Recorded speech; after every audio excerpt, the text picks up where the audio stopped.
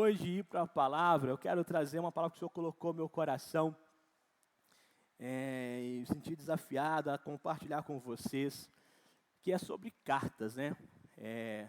Quem aqui já recebeu uma carta? Porque hoje em dia não é tão comum mais. Quem já recebeu cartas aqui?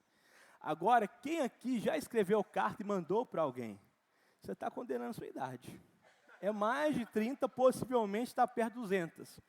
Porque quem já fez e mandou. Agora, aos casados aí, eu vou falando isso porque a minha esposa Poliana vai vir no culto à noite, então dá para eu fazer essa pergunta agora. À noite não sei se eu vou fazer. Mas qual foi a última vez, você casado, você escreveu uma carta para sua esposa? Ou para o seu marido? Compliquei o final de semana de muita gente agora aí, né? Mas agora, quem é da geração Z ou Alfa, está pensando, o que é carta? Carta é o WhatsApp que você manda para alguém. Porque se eu falar de e-mail, a geração alfa nem sabe o que é e-mail mais.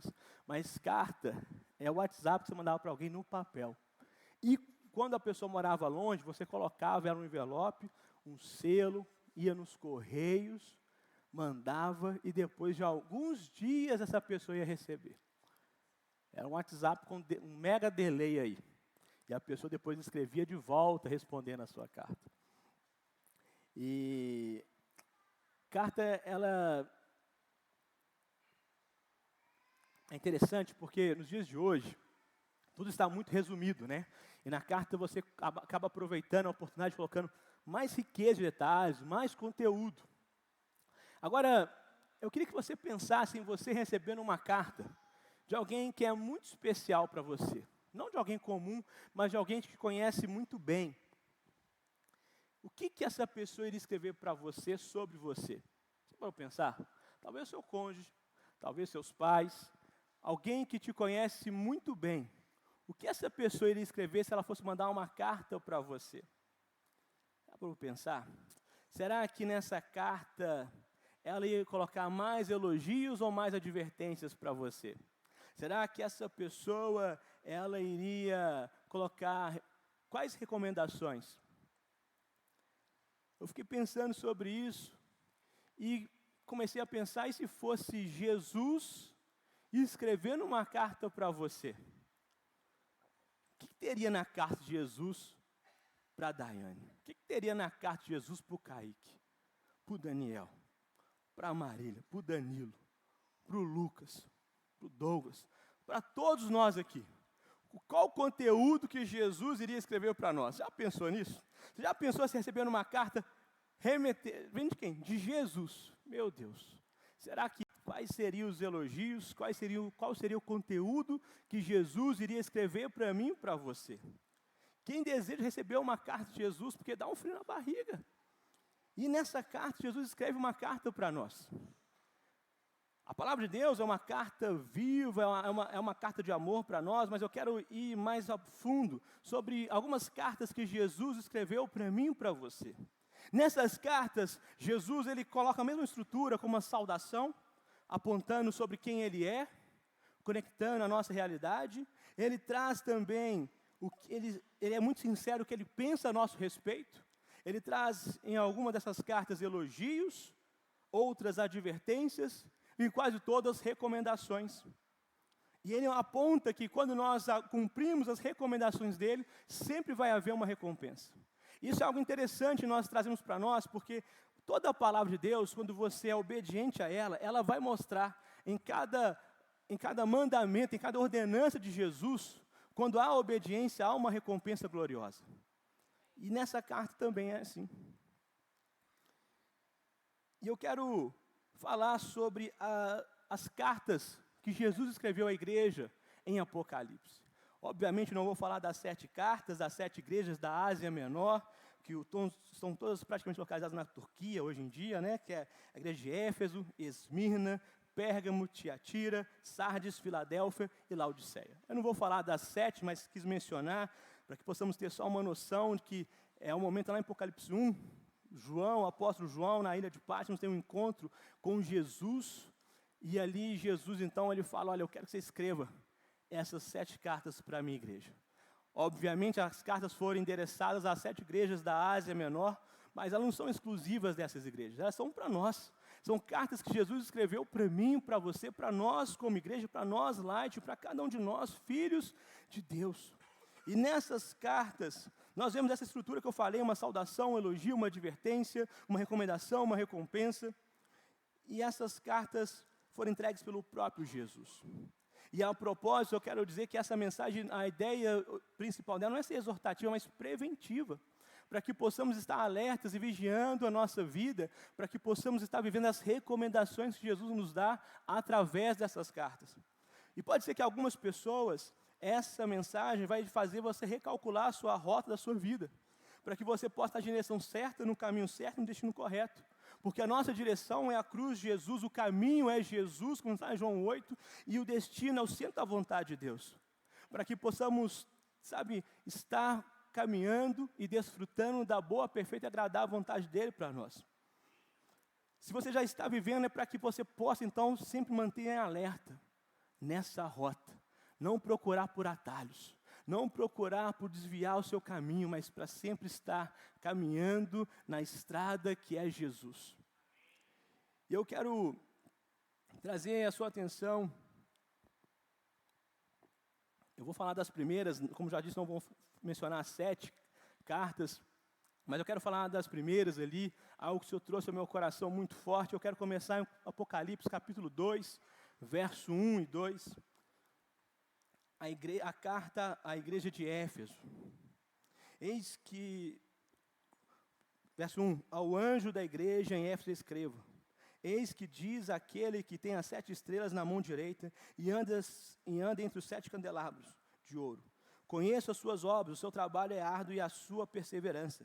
Sei que vocês não podem tolerar homens maus, que pôs à prova que se dizem apóstolos, mas não são, e descobriu que eram impostores. Pode ir o verso 3 também, por favor.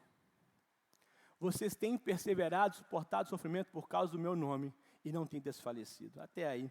A primeira carta que Jesus traz a João para a igreja de Éfeso, ela começa com elogios. E um parênteses aqui, a igreja de Éfeso é uma igreja localizada hoje ali na Turquia, foi uma das primeiras igrejas implantadas ali pelo cristianismo e que tinha o apóstolo João por muito tempo como seu pastor, que tinha Maria, a mãe de Jesus, como parte dessa igreja, que teve depois de João, Timóteo, o principal discípulo de Paulo como pastor. Pensa numa igreja top. É quase a Light. Porque veio o pastor Clemente e depois o pastor Mateus. Pá, top demais. Mas assim, é uma igreja que nos chama a atenção, porque era uma igreja sólida. Era uma igreja que dela foram implantadas outras 6 igrejas da Ásia Menor. Ela foi a percussora dela que foram implantada a igreja de Esmirna, Pérgamo, Sardes, Tiatira, Filadélfia e Laodiceia. O anjo da igreja, só para entender o contexto simbólico aqui, o anjo da igreja é o líder principal, o pastor titular dessa igreja. As 7 estrelas são os 7 líderes das 7 igrejas da Ásia. E os 7 candelabros são as 7 igrejas. É só para a gente entender toda a figura de linguagem que Jesus e João vão abordar aqui. Mas Éfeso começa tendo 3 elogios. Perceba que Jesus elogia as boas obras, Jesus elogia que eles trabalham e perseveram e suportam os sofrimentos, as perseguições, e Jesus elogia falando que eles não toleram ensinos falsos. Isso é muito bom. Quando nós vemos aqui essa igreja de Éfeso, nós podemos nos inspirar nela nesse ponto. Porque as boas obras, ninguém aqui é salvo pelas obras, mas as boas obras, elas evidenciam a nossa salvação. Nós somos salvos pela graça, mas a graça nos capacita para as boas obras. As boas obras vão nos conduzir para um caminho mais reto, mais santo. E não é isso que nos faz salvo, mas isso apronta por fruto da nossa salvação. As nossas ações não nos salvam, mas evidenciam uma vida salva em transformação. Portanto, em Éfeso nós vemos que eles aplicavam, o que é essas boas obras, pastor? É você servir.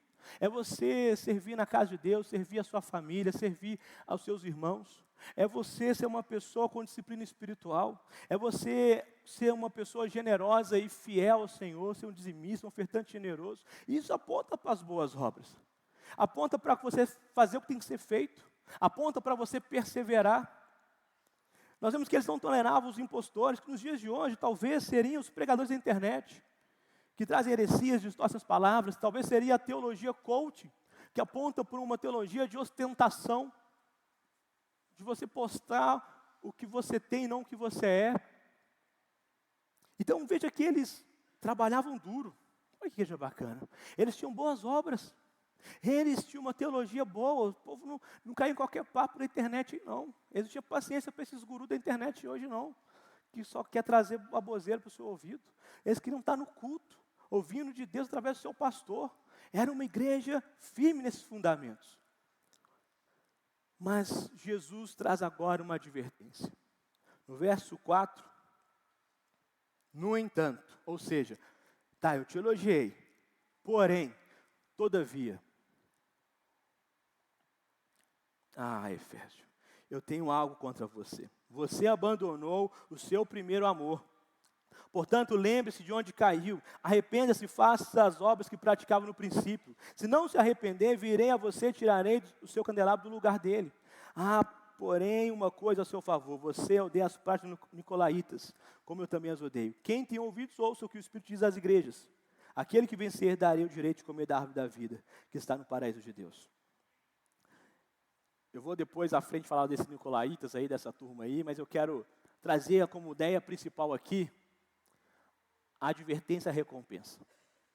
Aqui Jesus, ele fala, as obras estão bacanas, mas quando nós perdemos o coração, a obra perde o propósito.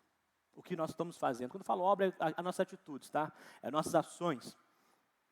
Jesus ele traz agora uma advertência, uma chamada de atenção, uma exortação, falando, olha, vocês abandonaram o primeiro amor. E o que é o primeiro amor? O primeiro amor é quando você tem uma experiência sobrenatural com Jesus, sua vida transformada. O primeiro amor, pode projetar, Pedro, é quando Jesus é o centro, não pelo que Ele dá, mas pelo que Ele é. É quando eu estou tão conectado com Jesus que, sim, a mensagem do domingo passado, o pastor Matheus trouxe com tanto poder. É naquela fé perseverante que você está adorando por quem Ele é, não pelo que Ele vai fazer. É quando você tem essa revelação que Jesus, Ele é tudo. Que Jesus, Ele te deu tudo. Que Jesus, Ele é o centro de toda a sua vida, da sua mente, do seu coração, das suas ações. É quando nós nos conectamos com Ele, quando Ele está no centro do seu coração. É quando Ele está reinando no seu coração. O primeiro amor, ele permanece quando nós temos a consciência viva e lembramos de onde fomos tirados, do que fomos salvos, por quem fomos salvos e para que fomos salvos. É quando essas 4 perguntas, elas estão muito bem respondidas no seu coração. É quando você está vivo no seu coração que você foi tirado das trevas, da condenação, da escravidão, do pecado. É quando você lembra de onde você estava. Talvez preso num vício, preso num pecado, preso numa depressão, preso numa tristeza.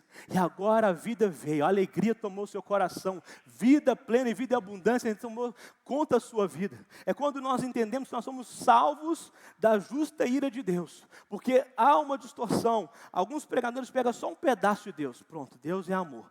E ainda além de pegar um pedaço, ainda distorce esse amor. Que é o amor que aceita tudo.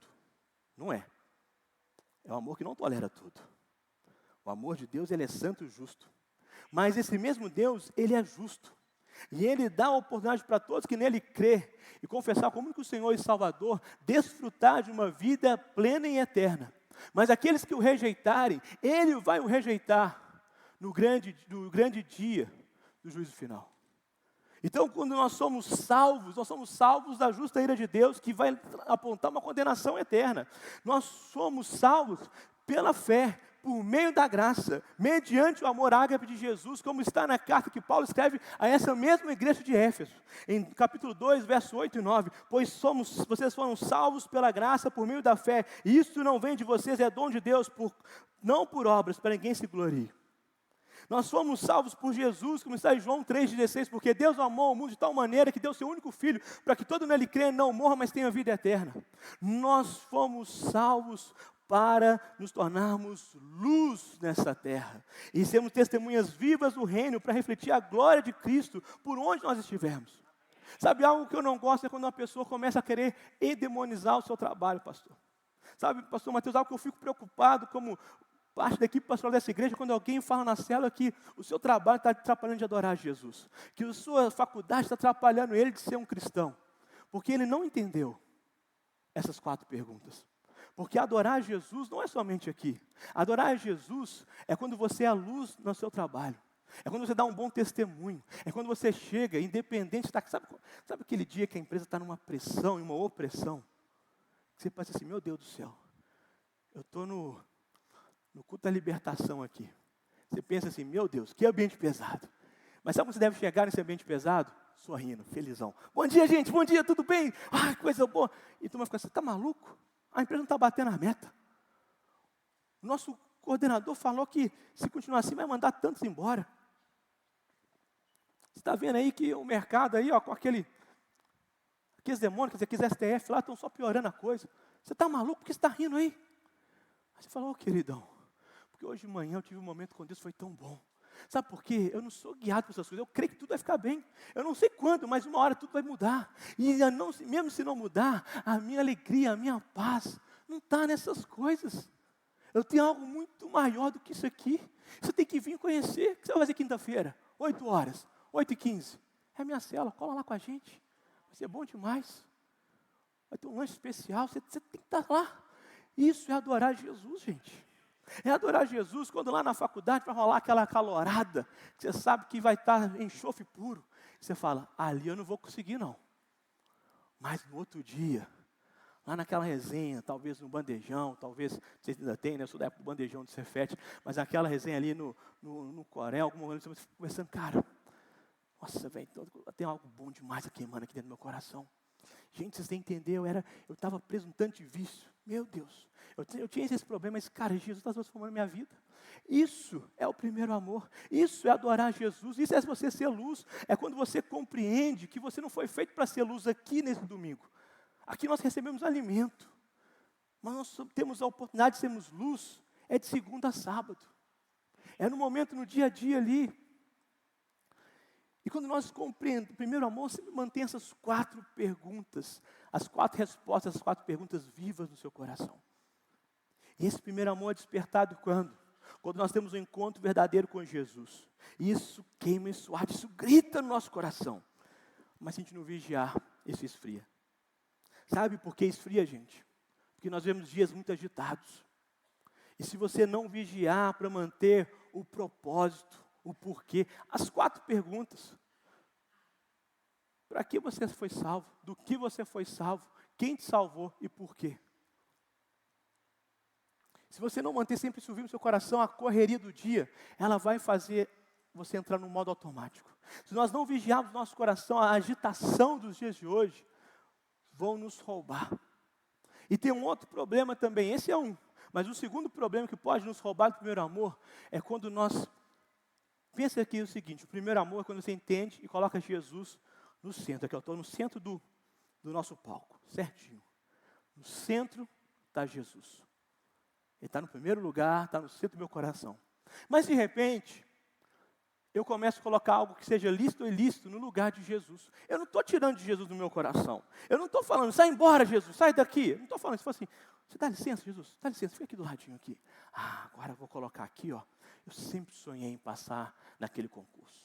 Eu sempre sonhei em casar com aquela menina, porque eu sou feio, né, Jesus? Então, casei com aquela menina, eu tenho que valorizar. Eu sempre sonhei em ser pai ou mãe. Eu sempre sonhei em poder ter a renda de X reais. Eu sempre sonhei em construir essa carreira. Então, agora está no centro. Você está aqui, Jesus, está aqui do ladinho, mas aqui no centro, eu coloquei outra coisa.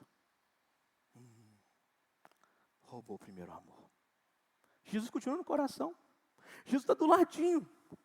E veja que tudo isso que eu falei não é pecado. Seria perfeito se tivesse aqui, ó, Jesus no centro, do lado aqui, ó, aquele sonho, aquele projeto. Ó, que coisa perfeita. Mas às vezes, por maturidade, nós falamos assim, dá licença, Jesus.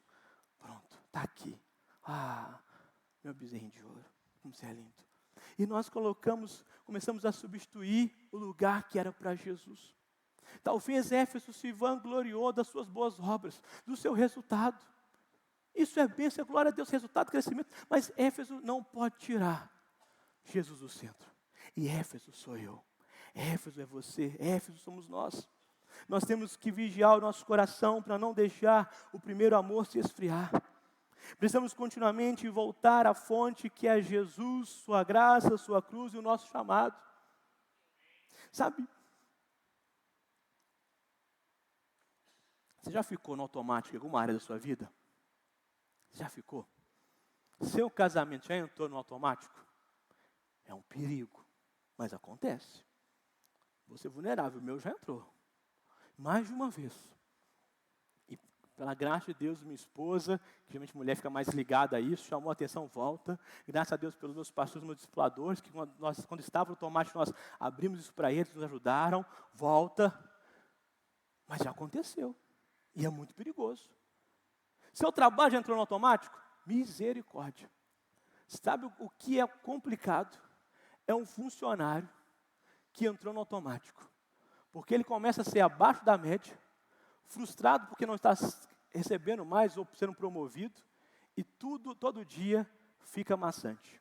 Porque entrou no automático. Ele esqueceu o propósito pelo qual ele trabalha naquela empresa. O empresário automático, misericórdia, vai afundar aquela empresa. Temos que ficar atentos por isso. Agora, se tudo isso, que é muito importante, é perigoso entrar no automático, imagina na sua vida com Deus. Misericórdia. É algo que nós temos que ligar o sinal amarelo, vermelho, roxo e azul. Pá, liga tudo. Porque isso aconteceu com uma igreja que estava recebendo elogios de Jesus. Com irmãos, quando eu falo igreja, a gente falando de gente, tá? Porque esse prédio aqui bonito, olha que coisa, como eu sou feliz por tudo que Deus tem feito na nossa vida como igreja. Mas isso aqui é um prédio. A Light é eu e você. Você é a Light. Nós somos a Light. Quando eu falo igreja, estou falando de gente, estou falando de pessoas.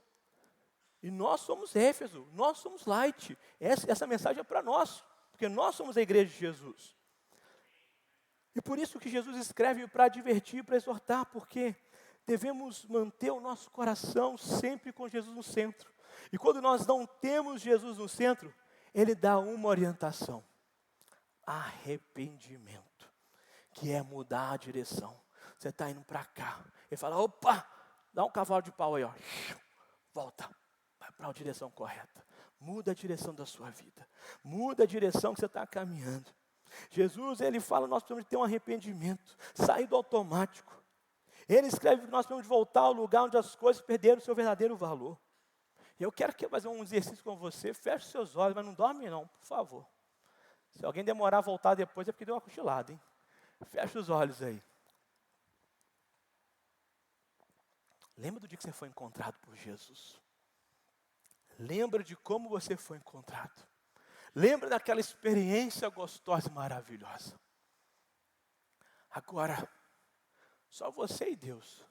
Você consegue ver se você mantém essa chama acesa ou se ela esfriou? Você consegue ver aonde foi que as coisas começaram a mudar?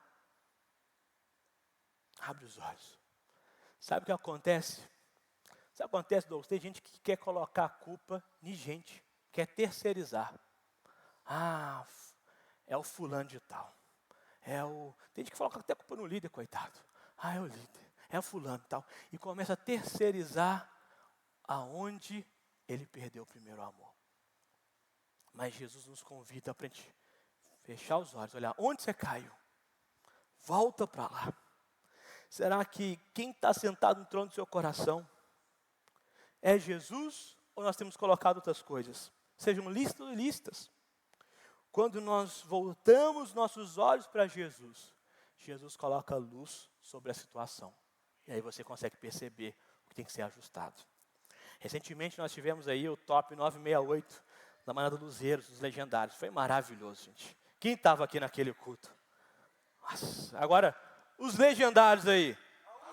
Isso aí, queridos. Glória a Deus. Foi fantástico. Inclusive, inspirado por eles, tivemos uma cena ontem no curso do Decole, casais aí. Só quem estava pegou. Mas, apesar que eu coloquei na internet, né? Eita. Mas assim, foi maravilhoso. Tá na montanha, quase 300 homens, tendo uma experiência incrível com o legendário 01, que é Jesus Cristo. Foi maravilhoso. Mas sabe algo que é uma das coisas que marcam as vidas de quem sobe aquela montanha? E a minha vida é marcada toda vez que eu subo. Subi a primeira vez para ter uma experiência e as outras 2 vezes para servir.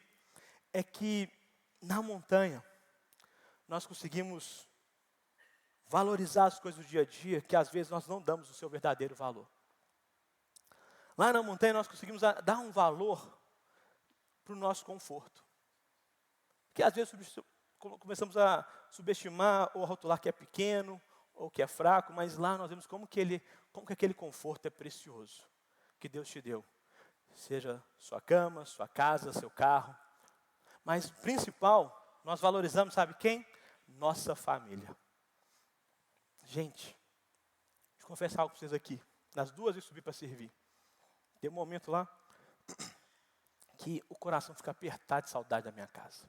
Eu fico com o coração apertado de saudade da minha esposa, das minhas filhas. E aquele momento faz meu coração ficar apertado de saudade.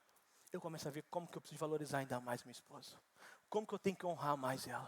Como que eu tenho que aproveitar ainda mais meus filhos, que passa tão rápido. Letícia está aí com 12 anos. Voou. Fazer o efeito aqui, ó. Voou. Efeitos especiais, ou defeitos especiais. Né? Voou. A moça já é de outra célula, gente. A Ana, uma mocinha de 8 anos. Maria, um furacão de 2 anos e meio. Mas eu valorizei demais minha família. Mas sabe o que eu mais valorizo na montanha? Minha vida com Deus. Eu choro demais naquele lugar, gente. Eu sou quebrantado. Porque eu consigo olhar para Jesus e ver a beleza da cruz. Obviamente, a gente tem que subir a montanha para ter essa experiência. Ela vai permitir. Eu aconselho você, homem que não teve experiência, a participar na próxima oportunidade. Mas por que eu consigo ter essa experiência da montanha? Porque lá eu paro tudo. O que eu quero dizer parar tudo? É parar sua mente agitada. Lá eu não fico olhando meu WhatsApp o tempo todo. Não fico olhando meu Instagram. Eu não fico, preocupado com as coisas do dia a dia. Eu não fico com a minha mente mega acelerada. Ainda mais com o TDAH, tá maluco. Lá eu consigo parar. E esse é o convite para nós. Para essa mente acelerada um pouco. Lembra de onde foi o início, de onde foi o primeiro amor e volta para lá. Veja que o primeiro amor, ele sempre estará acompanhado de boas obras, trabalho árduo e perseverante. Mas é o amor que tempera a vida e dá sabor para o que fazemos, pois o amor mantém viva a chama do porquê fazemos o que fazemos. E há uma recompensa, comer da árvore da vida, que é uma plenitude em Deus. Essa árvore da vida aponta para 2 coisas. Uma que é a árvore do Éden, é o paraíso, a vida eterna. E a segunda é a plenitude, é desfrutar de uma vida completa em Deus, é estar no centro da vontade de Deus. E aí nós vemos a primeira carta, então volta para o primeiro amor. Volta para esse primeiro amor em Jesus. Volta a colocar Jesus no centro. E vemos a segunda carta, que é para a igreja de Esmirna. E o que o céu fala sobre essa igreja? O que o céu fala sobre você? Verso 8, adiante. Ao anjo da igreja em Esmirna escreva: eis que diz aquele que é o primeiro e último, que morreu e tornou a viver. Um parênteses aí. Jesus fala isso porque a cidade de Esmirna, ela morreu, ela foi dizimada, ela acabou no ano 600 a.C. E no ano 400 ou 200, com Alexandre o Grande, ela volta a ressurgir e com potência e beleza se torna a primeira cidade da helenista ali e depois a primeira cidade do Império Romano na Ásia Menor. Então Jesus ele sempre vai escrever algo para se conectar com aquela igreja. Quando ele falou o primeiro e último que morreu e ressuscitou, é porque assim como essa cidade morreu e ressuscitou, Jesus morreu e ressuscitou. Fecha os parênteses, verso 9, conheça as suas tribulações e a sua pobreza, mas você é rico. Conheça a blasfêmia dos que dizem judeus e não são, no entanto são sinagogas de Satanás. 10, não tenha medo do que você está prestes a sofrer, eis que o diabo está prestes a lançar alguns de vocês na prisão para que sejam provados, e vocês passarão por perseguições durante 10 dias. Seja fiel até a morte e eu darei a vocês a coroa da vida. 11, quem tem ouvidos, ouça o que o Espírito diz às igrejas. Aquele que vencer não sofrerá de modo algum a segunda morte. Deixa eu dar algum contexto desses elementos aí. Aqui nós vemos, por que Jesus fala aos judeus que são da sinagoga de Satanás? Porque havia uma perseguição severa com a igreja de Esmirna, porque era a principal cidade romana da Ásia Menor. E os judeus eram os X9, os delatores. Então eles falaram assim, aquele cara ali é cristão. Ia lá, Roma, e arrebentava com o cara. Então Jesus fala, esses são falsos judeus, são judeus de Satanás, porque eles estão perseguindo a minha igreja. Por que fala 10 dias? 10 dias não, 10 dias é uma linguagem figurada ali, porque 10 aponta para ou aprovação ou juízo. Deus deu os 10 mandamentos para que o povo pudesse ser aprovado ali. Deus deu 10 pragas para que o Egito sofresse o juízo de Deus. Então, aponta para uma temporada, para uma janela de provação. E por que ele fala, vocês são ricos? Porque ser cristão em Esmirna não era pop, gente. Sabe, eu deixo eu falar um pouco dessa cidade para entender por que era difícil ser cristão ali. Era uma cidade rival de Éfeso na questão portuária, era uma cidade muito rica, onde aconteciam os Jogos Olímpicos, e era uma cidade muito fiel a Roma. Foi a primeira cidade da Ásia Menor a criar um templo de adoração e devoção ao imperador Tibério, que depois de Nero foi o que mais perseguiu a igreja de Cristo. Então era uma cidade que ser cristão não era pop. Custava, sabe o que acontecia se você era cristão lá? Você era banguelo. Passa ali no seu dente assim, ó. Valoriza ele, ó. Que hoje você pode ter ele, ó. E se não tiver, você procura o Eric que vai te ajudar ali, ó. Se tiver faltando alguma, tiver um pivô faltando, aí, ó, você passa, sumiu, vai no Eric lá. Mas por quê? Sabe o que acontecia? Quando esse judeu denunciava que ali era um cristão, Roma ia, e a primeira punição era, arranca os dentes. Então vamos saber que ele é cristão, quando ele fala, bom dia. Ele fala, bom dia, já sei que é cristão. Aí sabe o que acontece? Estava banguelo, era cristão, não tinha acesso a empregos que estavam ligados a Roma. A pessoa, ela era privada de alguns direitos de cidadão romano. A pessoa, ela não conseguia alguns empregos, alguns trabalhos. A pessoa não conseguia ter uma renda melhor, porque ela era cristã. Ela era perseguida, era cruel. E Jesus diz, vocês são ricos, porque a riqueza do céu não é como a riqueza dessa terra. A riqueza não tem a ver com quanto está na sua conta bancária. Não tem a ver com quanto que você tem de bens, mas o que tem tomado o seu coração. E Esmirna podia cantar literalmente a Ele, por Ele, que eu estou gastando a minha vida, perdendo tudo por amor e por alegria. Essa igreja talvez poderia cantar essa canção todo domingo. E veja que das 7 cartas, somente Esmirna e Filadélfia não tiveram uma exortação. Eu tenho contra você, não tem isso. Porque era uma igreja aprovada e elogiada por Jesus. Mas Jesus, ele traz uma advertência, uma recomendação, melhor dizendo, que olha, você não tenha medo. Não tenha medo. E seja fiel e fiel até o fim. Se tem algo que nos chama a atenção aqui, é porque, independente de tempo, de provação, circunstâncias, emoções, temos que permanecer fiéis até o fim. Não são os sentimentos que controlam a fé, é a fé que governa os sentimentos. Esmirna é encorajado a permanecer fiel, pois a perseguição, a provação seria severa. Esmirna é o lugar de você aplicar a mensagem do domingo passado, a fé perseverante. Esmirna é o lugar onde a nossa fé é testada, é o lugar de provações, é o lugar onde a nossa fidelidade é testada, porque ser fiel na abundância, para a grande maioria é fácil, mas ser fiel quando você está no cheque especial é mais desafiador.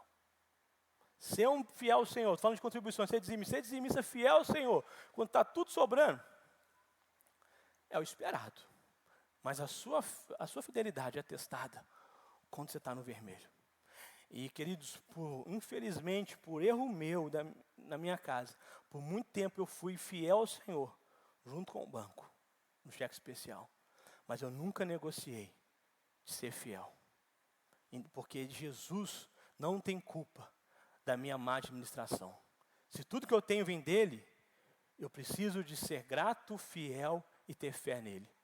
Por isso, eu nunca negociei minha fidelidade com o Senhor. E nós somos testados quando as coisas são contrárias. É aí que a nossa fidelidade é testada. Nossa fidelidade é testada quando a maré é contrária em todos os sentidos. Existe um ditado que fala que mar calmo nunca faz marinheiro bom. São nas tempestades é que somos testados e aprovados ou reprovados. São nos dias difíceis é que a nossa fé é testada. Esmina é o lugar onde o cenário não é mais desejável, mas permanecer fiel ao caminho para a fé, criar o cenário impossível e se tornar possível. Esmina é o lugar onde passamos pelo tempo de espera em Deus. Passamos pelo momento onde tudo parece contrário às nossas orações. Mas é aí que a nossa fé, a nossa fidelidade é testada por Deus. É quando o cenário é obscuro, é quando está escuro e os ventos são contrários. É quanto mais você ora e tudo piora. É aí que a sua fidelidade é testada. E eu posso dizer que essa casa tem na sua equipe pastoral homens assim. Vai começar, porque a nossa maior inspiração é o pastor Mateus, porque vocês não sabiam, mas por 3 anos isso aqui acontecia com a gente. Toda sexta-feira, teve um dia que eu pensei em falar com o pastor Mateus, eu falei, pastor, vamos parar de orar. Porque cada vez que a gente ora, a notícia piora.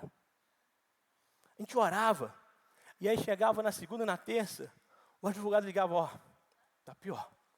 O Senado está pior. Tinha dias que a nossa oração era em lágrimas, queridos. Porque a pressão que vinha, e o pastor Mateus, por ser o nosso pastor presidente, era o primeiro a ter essa pressão, era muito pesada. Era esmagadora. Mas em um momento eu vi falando, cara, vamos abandonar esse barco. Vamos alugar um lugar menorzinho, vamos voltar atrás. Tinha dias que eu pensava, gente, eu confesso, Dani, Mateus é doido. Pastor Mateus, ele é doido. Mas eu falava isso na cara, porque quando eu olhava nos olhos dele ali, orando, conversando, antes de eu começar a orar, a gente tinha uma reunião, eu falava, esse cara é possuído por fé. Ele tem o dom da fé. Ele é fiel. E eu quero ser como ele. E aí eu matava a minha carne, eu olhava, fechava os olhos, começava a declarar, a orar, porque a minha fidelidade tem que ser até o fim, mesmo nos dias contrários. E sabe, cada um de nós vai ter um dia na sua vida que as coisas vão estar contrárias. A vida não é como a Disney. Não é.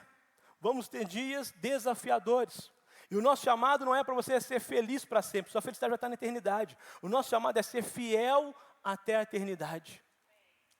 E Esmina é um lugar onde nós confiamos, submetemos à vontade de Deus, soberania de Deus. Esmina é um lugar onde a zona de conforto, ela vai embora, não existe, e a sua fé é forjada. Esmina é o lugar onde temos a única opção, confiar plenamente e dar a Deus o controle da nossa vida. Então, por que Jesus fala, não tenha medo? Porque o medo de perder o controle, o medo de perder é um sentimento que devemos combater. O medo de perder pode tirar o brilho de avançar, de confiar, de submeter. O medo de perder é perigoso, combata, não tenha medo. Quem está no controle do seu casamento é Jesus, tem que ser. Quem está no controle da sua carreira profissional? Quem está no controle das suas finanças? Faça a sua parte, mas quem está no controle? É Deus. Quem está no controle da vida dos seus filhos? Se tem algo que eu tenho aprendido com a paternidade, que a gente não tem o controle sobre nossos filhos, nós podemos fazer tudo, mas vai chegar um momento que eles vão tomar as suas próprias decisões.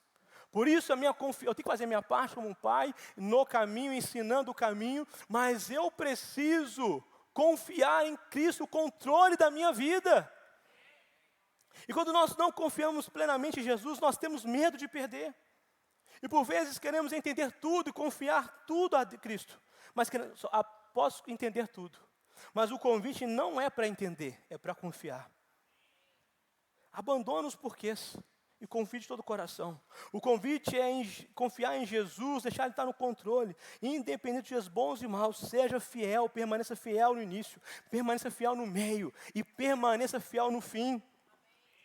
Pois a recompensa é gloriosa, permaneça fiel mesmo quando a tempestade crescer, mesmo quando as enfermidades vierem, mesmo quando as injustiças desse mundo tentarem te derrubar, permaneça fiel mesmo quando a dor estiver gritando, mesmo quando o medo está te assombrar, mesmo quando as circunstâncias estiverem gritando para você desistir, para você, cair, para você tomar as rédeas.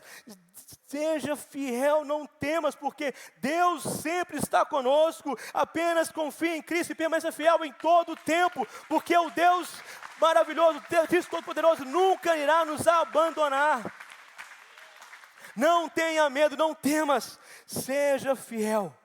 O medo se vence quando você sabe quem é o Deus da sua vida. Seja fiel até o fim. E aí eu quero falar da última carta, que é a Pérgamo. o centro cultural da Ásia Menor. Verso 12, Apocalipse 2, 12. Ao anjo da igreja em Pérgamo escreva: eis que diz aquele que tem a espada afiada em 2 gumes. Conheço onde você vive, onde está o trono de Satanás. Apesar disso, você permanece fiel ao meu nome e não renunciou à sua fé em mim. Mesmo nos dias em que Antipas, minha fiel testemunha, foi morto entre vocês, onde Satanás habita. No entanto, tenho contra você algumas coisas. Veja que Éfeso era uma, Esmina nada, mas agora Pérgamo tem uma listinha aí. Você tem aí pessoas que se apegam aos ensinos de Balaão. Na NVT você tolera pessoas do ensino de Balaão, o qual ensinou Balaque a armar ciladas contra os israelitas, induzindo-as a comer alimentos sacrificados a ídolos e praticar imoralidade sexual. 15. De igual modo, você tem também os que se apegam aos ensinos dos nicolaítas. Portanto, arrependam-se, senão virei em breve até você e guerrearei contra eles com a espada da minha boca. Quem tem ouvidos, ouça o que o Espírito diz às igrejas. Aquele que vencer darei um maná escondido, também darei uma pedra branca, com um novo nome escrito nela, conhecido apenas por aquele que recebe.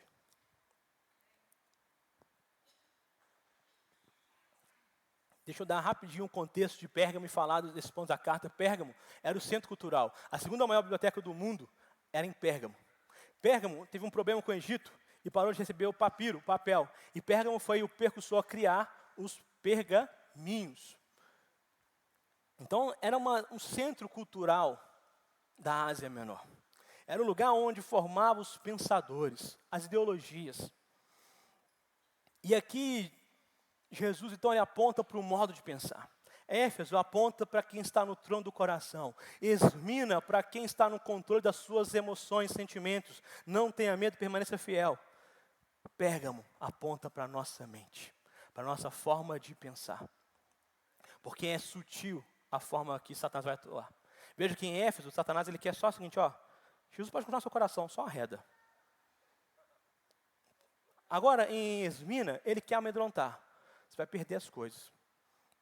Mas em Pérgamo, é a forma mais sutil e, na minha opinião, mais perigosa.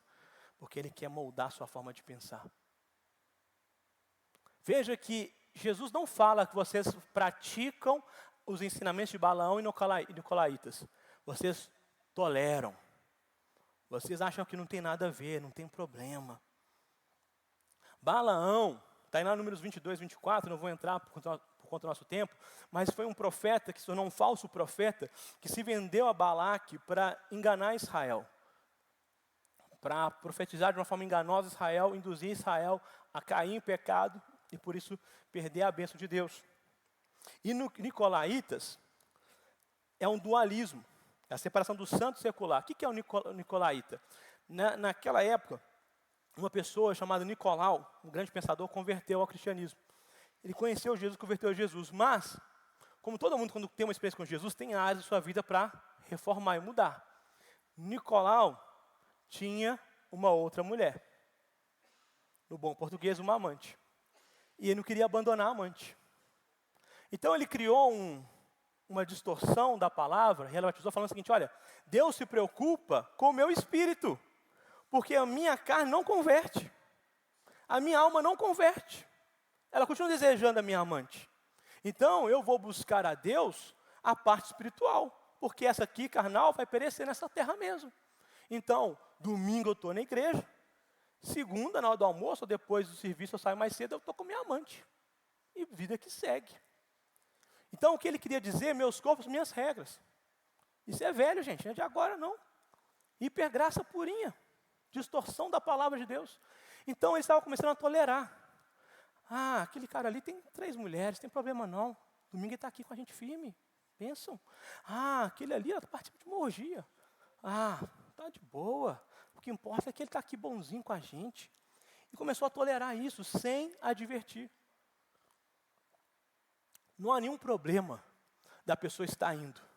O problema é quando não há uma conversa em amor para apontar o erro. Não para apontar como, mas para mostrar que algo não está correto, para ajustar as coisas no lugar. E assim era essa igreja, era esse povo. Eles estavam pensando, eu não sou assim, não tem problema. Não está me afetando, pode ser. Mas esse pensamento não pode ser tolerado. Não é para sermos intolerantes às pessoas, mas intolerantes ao modo de pensar. Se chegar um adulto aqui, vai ser muito bem recebido. Mas eu não posso falar assim, queridão, é isso mesmo, sua mulher é chata, atrai ela. Não posso falar isso não, você é maluco. A palavra de Deus é totalmente contrária a isso. Eu não posso tolerar o pensamento de adultério. Eu não posso tolerar o pensamento que fofoca é normal, que o ódio é normal. Isso eu não posso tolerar. E é isso que Jesus está falando, a sua forma de pensar. Sabe, Jesus traz para nós que nós temos que vigiar na nossa mente. Ele traz para nós que nós precisamos de vigiar e não distorcer a palavra. Veja que Jesus não acusa eles do ato, mas acusa de estar tolerando, de estar aceitando. É um pensamento que tem nada a ver. É o pensamento, eu estou indo assim, porque deixa assim, que uma hora a coisa vai acontecer. Sabe? Não, gente, eu não posso. O que eles vão pensar de mim, pastor? Pastor, eu vou ser perseguido. Se eu falar no meu trabalho que eu acho que é errado trair a esposa quando tem viagem de trabalho, eu vou sofrer bullying. Eu vou estar fora das rodas. Sabe o que aconteceu na penúltima empresa que eu estava trabalhando, antes de vir para o ministério? Eu não estava em nenhum dos grupos da turma, os grupos extraoficiais, né? Sabe, da resenha, do happy hour, eu não estava em nenhum grupo. Sabe por que eu não estava em nenhum grupo? Porque eles sabiam que eu pensava diferente deles. Eu tinha um bom relacionamento com todos. Quando tinha festa de empresa, eu conversava com todos, estava com todos, almoçava, eu não era isolado em nada, eu sempre tive um bom relacionamento com todos os meus colegas. Mas eu não estava nos grupos de WhatsApp, porque eles sabiam que a minha forma de pensar era contrária ao que havia o conteúdo daquele grupo. É sobre isso. É sobre reformar a nossa forma de pensar. Sabe, não adianta querer ser descolado, querer a aprovação de todos. Porque quem procura a aprovação de todos, corre o sério risco de ser desaprovado por Deus. Quem tolera tudo, vai tolerar o que é intolerável para Deus. Quem busca o aplauso de todos, corre o sério risco de ser vaiado por Deus. Jesus é o noivo da igreja, o meu e o seu noivo, e Ele tem zelo por nós. E Jesus não está preocupado só com o que nós estamos fazendo, mas com o que nós estamos tolerando e desejando. Por isso, não dê brechas às raposinhas, gente. Não dê brecha para os pensamentos que relativizam a palavra. Sabe, algo que é muito importante, tudo começa numa brecha de um pensamento.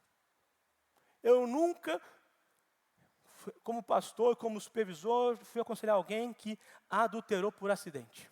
Do nada. Acordou, adulterou. Nunca fiz isso, nunca vi isso. Tem 21 anos que estou aqui na Light, 22. Nunca vi isso acontecer. Às vezes começa com um pensamento que é só uma carona. É só uma conversa. Ele é tão legal. Ele reparou que eu cortei as pontas do cabelo. Que eu tirei 3 fios da minha sobrancelha. Meu marido nunca viu isso. Ele reparou. Ele reparou porque ele é enviado do inferno, minha filha. Ela me acha engraçado e legal. Meu filho, você é mais feio que a fome. Essa mulher está te dando bola, porque é o diabo purinho querendo roubar você do seu casamento. Acorda para a vida, campeão. Sabe, veja as coisas como elas são. Ninguém sonega imposto do nada. Começa com todo mundo faz isso. É só um jeitinho brasileiro. Sabe o que aconteceu com a gente aqui? Meu tempo já foi, mas eu quero só dar esse testemunho. Quem aqui começou a frequentar a Light desde o dia 15 de dezembro, levanta a mão. Quem estava aqui desde o 15 de dezembro? 15 de dezembro, janeiro, estava aqui com a gente. Levanta a mão, tinha mais gente. Quem estava aqui? Quem estava aqui desde dezembro? Desde dezembro começou a frequentar a Light, levanta a mão. Quem aqui sentia calor? Isso aí. Sabe o que acontecia? Qual o pensamento que vinha? Estava na luta CEMIG. Eu entrava em contato com meus amigos que eu conheço na CEMIG, eles falavam assim, Lucas, o jeito correto é demorado, porque eles vão postergar ao máximo para você, molhar a mão. Eu falei, mas eu não vou. Mas então tem que esperar. Aí passava o mês, eu olhava, como está a situação aí, o processo aí? Está no final da fila. Está no final da fila, né, Lucas? No final da fila. Eu falei, cara, eu não vou. Por isso que nós só ligamos na véspera do carnaval. Porque quase 6 meses esperando. Um absurdo. Uma coisa muito simples. Mas porque a nossa forma de pensar é a do reino de Deus. Sabe, ninguém fofoca do nada. Começa ouvindo uma conversa mole de alguém. Ninguém alimenta o ódio e o rancor do nada. Começa, sabe quando? Tomando veneno do outro. Ou guardando mágoas e não liberando perdão. Tudo começa tolerando as raposinhas. Tudo começa deixando pequenos pensamentos entrar na sua mente. Então, como combater? Como Jesus começa a carta. A espada afiada de 2 gumes. O que é a espada afiada de 2 gumes? É a palavra de Deus. Sabe por que é 2 gumes? Porque ela corta para dentro, tudo que é seu tem que ser cortado, podado, e também do que é externo, para você ser moldado, podado. Sabe, deixe a palavra de Deus podar a sua vida, moldar o seu caráter, governar a sua vida. Seja governado pela palavra de Deus. A palavra de Deus, sabe o que ela fala? Não adulterarás. Se você olhar para outra pessoa desejando, você já está em pecado. A palavra de Deus é ponta firme. Sabe o que a palavra de Deus fala? Para você fugir das conversas moles, das vãs discussões. Sabe o que a palavra de Deus fala? É para você perdoar infinitamente. Tem que ser governado não é pelo que você sente, não é porque as pessoas falam, não é pelo pensamento dos dias de hoje. É pela palavra de Deus. Em segundo, ele fala do maná escondido. Sabe o que é o maná escondido? É satisfação em Deus. Ter fome de Deus, desejo de estar em Cristo. Na sua presença, na sua igreja, é fazer a sua vontade. Tenha Cristo como soberano e Senhor da sua vida. Saiba que tudo o que Deus podia nos dar, Ele deu na cruz. É você procurar uma satisfação em Jesus. Como? Buscando diariamente o estilo de vida do reino de Deus. Como que é o estilo de vida do reino de Deus, pastor? Melhor dar do que receber. Muda essa mentalidade do vem a mim, eu quero ganhar, eu quero meu network, eu quero tudo aqui. Não, o que eu posso oferecer? O que eu posso ofertar? Ama o próximo mais do que a ti mesmo. Como que eu posso servir você? Como que eu posso... Porque, gente, amar não é sentimento. Vai além disso, amar é atitude, é decisão, é escolha. Esse papo furado que estou só sentindo é conversa mole aí. O amor é uma escolha, uma decisão que tem que ser renovada diariamente com atitudes. É servir. São atitudes como essa que nos conectam a um estilo de vida, uma mentalidade do reino de Deus. E então, para combater e renovar nossa mente, a palavra de Deus, satisfação, atitudes práticas do reino de Deus. E em terceiro, é uma identidade em Cristo. Conhecer sua identidade. O que adulterava, agora é fiel. O que amaldiçoava, agora abençoa. O que antes espalhava, agora ajunta. O que antes odiava, agora ama. O que antes era amargurado, agora é perdoador. Porque você não é o seu passado. Você está sendo lapidado no seu presente. Para que o futuro, você se torne cada vez mais a pessoa que Deus te criou para ser desde a eternidade. Em Cristo tudo se faz novo. Em Cristo há recomeço, em Cristo há uma vida em abundância, em Cristo há perdão, em Cristo encontramos família, encontramos amor, em Cristo nós encontramos a sua igreja, encontramos e temos a Light como família, porque em Cristo todas as coisas são novas, em Cristo deixamos de ser escravos e nos tornamos filhos, porque em Cristo somos redimidos, em Cristo há uma nova vida, há um recomeço. Há uma nova identidade, você não é mais quem você era. Você está em transformação para cada dia ser mais parecido como Deus te projetou para ser desde a eternidade. Jeremias 1:7, eu te criei, eu te vi, te preparei antes de você estar no ventre da sua mãe. Concluindo, encerrando, essas... Não. Vou comparar a noite, acho que a noite vai ser melhor, hein? Mas, finalizando aqui, essas 3 cartas apontam para 3 áreas importantes de nossas vidas. Éfeso, o coração. Mantenha o coração aquecido no primeiro amor, como Jesus no centro. Esmina nossas emoções. Nos dias maus, nas provações, vença o medo, seja fiel. Pérgamo, a nossa mente. Renove a sua mente, tenha a cultura do céu, mantenha vivo a palavra, a satisfação em Jesus e viva a sua nova identidade. Se tem algo que você precisa de cuidar e proteger, é o seu coração. Pode convidar a banda para subir. É o lugar de Jesus. Jesus não pode ser o segundo, ele tem que ser o primeiro. Sabe, se tem algo que você tem que cuidar muito bem, são sentimentos. Seus sentimentos não devem controlar a sua fé, mas a sua fé deve controlar os seus sentimentos. Não tenha medo. Se tem algo que você tem que proteger, é a sua mente. Seja intencional em renovar a mente pela palavra. Os nossos pensamentos, nossa cultura, nossa forma de ver a vida precisa passar pelas lentes da palavra. Para que assim possamos viver a nova identidade. Proteja o seu coração. Proteja suas emoções. Proteja a sua mente. Para que possamos desfrutar das recompensas que esse livro nos dá.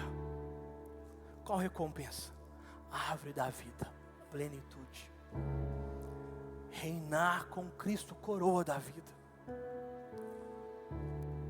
Justiça de Deus, maná escondido da pedra branca. Sabe o que é a pedra branca? Quando nos julgamentos daquela época, era colocado diante do réu uma pedra preta e uma branca. Se ele fosse condenado, ele pegava a pedra preta e ia para a morte. Mas se fosse colocado sobre a pedra branca, era escrito um novo nome para ele ter um novo começo.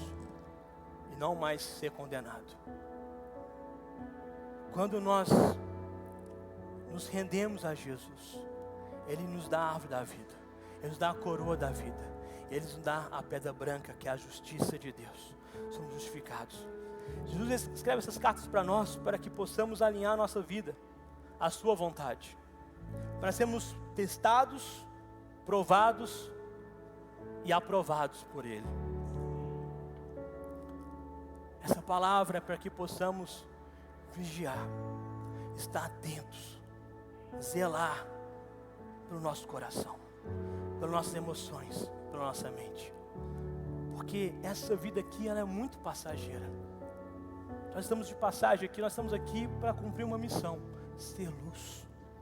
Mas nós fomos criados para governar com Cristo na eternidade, para desfrutar de uma vida abundante com Ele na eternidade. Por isso, devemos viver essa vida, buscando glorificar a Cristo, buscando desfrutar da boa, perfeita e agradável vontade dEle, buscando ser aprovado por Ele, não pelas pessoas. Isso é muito pouco. Não porque vão falar de você no seu Instagram, isso é nada. Não porque meu parente vai pensar de mim, isso é secundário. O que importa é o que Jesus está escrevendo para você. Vamos ficar de pé.